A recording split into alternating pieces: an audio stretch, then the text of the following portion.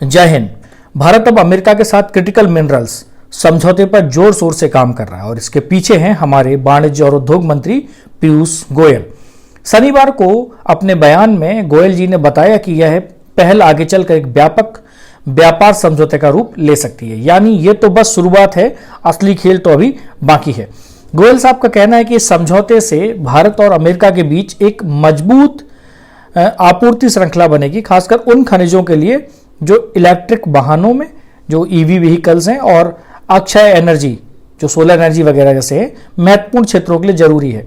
हाल ही में अमेरिका की यात्रा के दौरान भारत और अमेरिका ने एक MOU पर साइन किया ताकि लिथियम, कोबाल्ट और रियर अर्थ एलिमेंट जैसे मिनरल्स की सुरक्षित सप्लाई हो सके।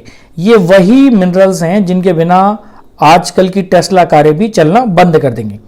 अब बात सिर्फ मिनरल्स तक ही सीमित नहीं है, इसमें खनिजों की प्रोसेसिंग कैसे होगी, उनको निकालेंगे कैसे और उससे प्रोडक्ट का डेवलपमेंट कैसे होगा, इसकी भी साझेदारी की जाएगी और वो भी अन्य देशों के साथ। यानी बात सिर्फ डायमंड की नहीं है, उसकी कटिंग और पॉलिशिंग की भी हो रही है।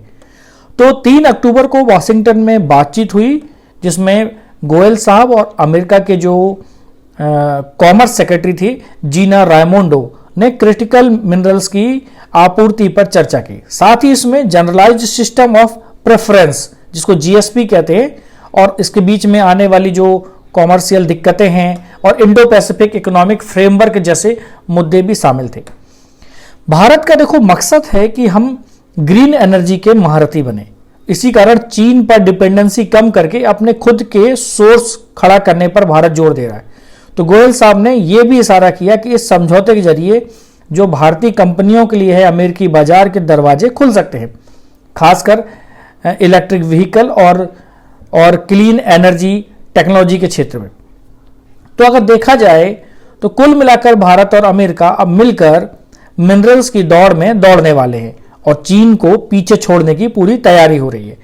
अगर जियोपॉलिटिकल तनाव की बात करें, उसमें टेंशन क्या है, जियोपॉलिटिकल टेंशंस और ग्लोबल जो कॉमर्स है उसमें बदलाव के बीच क्रिटिकल मिनरल्स की जरूरत अचानक से उतनी बढ़ गई है जितनी लॉकडाउन में सैनिटाइजर की बढ़ गई थी। खासकर चीन, जिसने इलेक्ट्रिक वाहनों के मार्केट में अपनी दादागिरी जमा रखी है, ने सभी देशों को सप्लाई चेन को डाइवर्सिफाई करने पर मजबूर कर दिया है। और इसी बीच पीयूष गोयल साहब का बयान आया है कि भारत अब इस दौड़ में भी हिस्सा लेने वाला है। उनकी नजर है कि भारत को दुनिया की स्वच्छ ऊर्जा की राजधानी बनाना है, मतलब ग्रीन एनर्जी वाले खेल में टॉप पर भारत को पहुंचाना है। अब क्रिटिकल मिनरल्स जैसे लिथियम, कोबाल्ट आदि को स्ट्रेटेजिक एसेट्स की तरह देखा जा रहा है, क्योंकि ये वही एसेट्स हैं जो ग्रीन एनर्जी सॉल्यूशंस और EV के लिए उतने ही जरूरी हैं जितना डीजल पुराने जमाने की गाड़ियों के लिए था। तो भारत और USA के बीच एक समझौते की बातें चल रही हैं जो बिल्कुल वैसी हैं जैसे USA और जापान के बीच 2023 में हुई थी। इस समझौते में जापान को अमेरिका के इन्फ्लेशन रिडक्शन एक्ट के तहत एक कर क्रेडिट का फायदा मिल रहा था, क्योंकि उनके EV अब अमेरिकी मानकों पर खरे उतरते हैं। तो अब यह देखना है कि भारत किस तरह से डील करता है। अभी अमेरिका 49% क्रिटिकल मिनरल्स वाले देशों से इंपोर्ट करता है और 44% नॉन FTA वाले देशों से और लगभग 7% चीन से।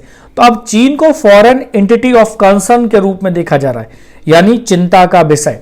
ऐसे में अमेरिका चीन पर निर्भरता कम करना चाहता है और भारत इसे अपना फायदा बनाने के चक्कर में। अब भारत के वाणिज्य मंत्रालय में अतिरिक्त सेक्रेटरी हैं, एडिशनल सेक्रेटरी हैं राजेश अग्रवाल जी।